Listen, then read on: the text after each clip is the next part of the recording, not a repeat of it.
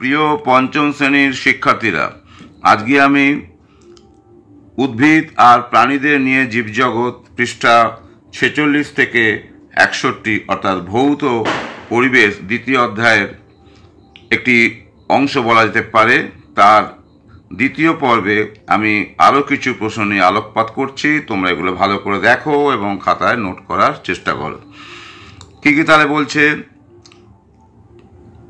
মেরুদণ্ডী প্রাণী কাদের বলে, উদাহরণ দাও।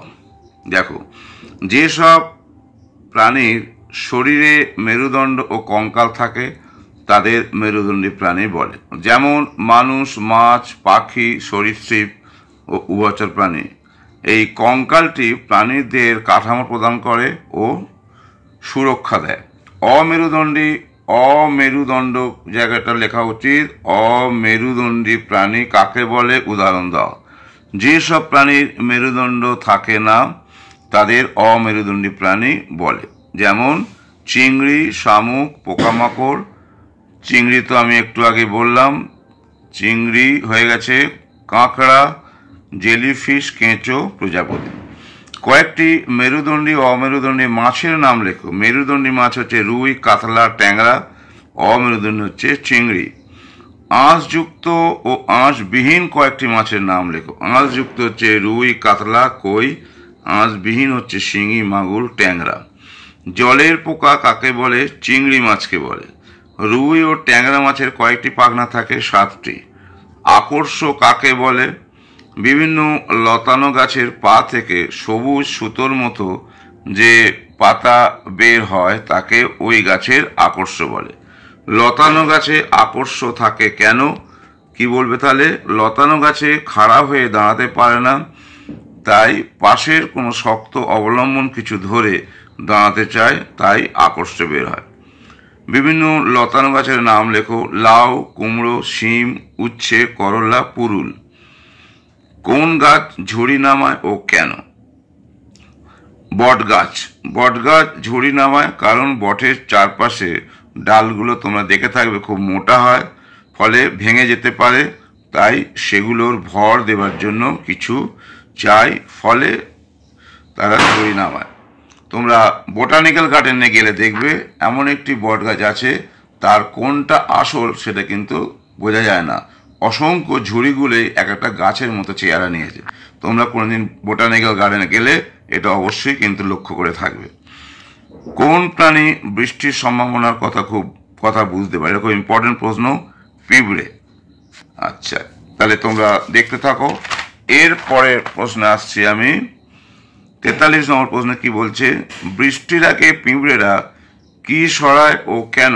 বৃষ্টির আগে পিঁপড়েরা নিজেদের ডিম মুখে করে সরিয়ে কোনো উঁচু জায়গায় রাখে, কারণ এরা বৃষ্টির সম্ভাবনার কথা আগে থেকে বুঝতে পারে। কোন প্রাণী খাবার লুকিয়ে রাখে ও কেন? কাক। কারণ খিদে না থাকলে কাক পরে খাবার জন্য খাবার লুকিয়ে রাখে। কোন প্রাণী লেজ খসে পড়লে আবার গজায়? টিকটিকে। এগুলো সব 1 নম্বরে খুব ইম্পর্টেন্ট প্রশ্ন। শিকারি মাছ কাদের বলে, উদাহরণ দাও। যেসব মাছ ছোট মাছদের ধরে খায় তাদের শিকারি মাছ বলে। যেমন শাল, শোল, ল্যাটা, চ্যাং ইত্যাদি। মাছ ছাড়া কয়েকটি আধা চেনা প্রাণীর নাম লেখো। সাপ, ব্যাঙ, বাদুড়, কাঁকড়া, প্রজাপতি। কোন প্রাণীর নাম শুনলে সবাই ভয় পায়? সাপ।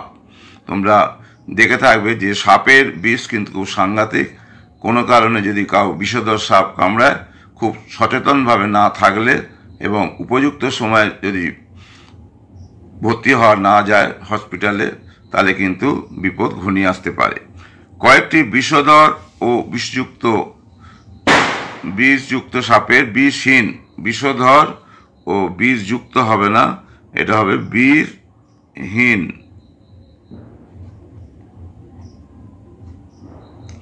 বিষহীন সাপের নাম লেখো।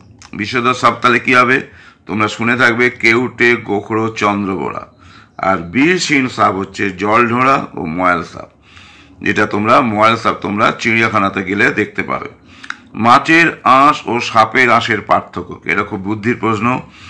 মাছের আঁশ পিচ্ছিল হয় এবং সাপের আঁশ হয় শুষ্ক প্রকৃতির। খোলস ছাড়া কিছু প্রাণীর নাম লেখো। জোঁক, তেলাপোকা, পিঁপড়া, মাকড়সা। গর্তে থাকা প্রাণীর নাম লেখো। কাঠবিড়ালি, খরগোশ, কিছু পোকামাকড়। বুকে হেঁটে বেড়ানো প্রাণীর নাম লেখো। কুমির, কুমির, সাপ, টিকটিকি, কচ্ছপ ও কেঁচো। কোন কোন মাছের চাষ করা হয়?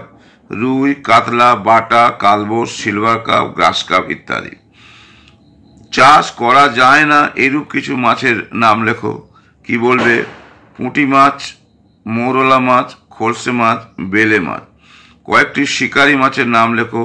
শোল, শাল, ল্যাটা, বোয়াল, চ্যাং এবং ভেটকি মাছ। এরপরে কি প্রশ্নে বলেছে? ছোট ডোবা পুকুরে কোন কোন মাছ থাকে?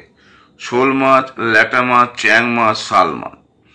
শকুনরা মারা যাচ্ছে কেন? এটা খুব ভালো প্রশ্ন। গরুদের ব্যথা কমানোর জন্য ওষুধ দেওয়ার ফলে গরুর মাংস বিষ মিশছে, যা খাবার ফলে শকুনের মৃত্যু হচ্ছে। তোমরা দেখে থাকবে আগে বড় বড় তাল গাছে বা নারকেল গাছে শকুন বসতো এবং মরা গরু ফরু থাকলে, জীবজন্তু থাকলে সেগুলো খেত এবং পরিবেশ দূষণ থেকে রক্ষা করত। কিন্তু এখন শকুনের সংখ্যা অনেক কমে গেছে, প্রায় বিলুপ্ত হয়ে গেছে। কোন কোন ওষুধি গাছের বিলুপ্তি ঘটছে? সর্পগন্ধা, মেহেন্দি, মুক্তঝুরি। কয়েকটি ওষুধি গাছ ও তা থেকে কি কি ওষুধ পাওয়া যায় লেখো। খুব ভালো প্রশ্ন এটা, লিখে নাও। সর্পগন্ধা উচ্চ রক্তচাপের ওষুধ রেসারপিন পাওয়া যায়। শিংকোনা ম্যালেরিয়ার ওষুধ কুইনাইন পাওয়া যায়। মেহেন্দি মাথা যন্ত্রণা ও চর্মরোগের ওষুধ।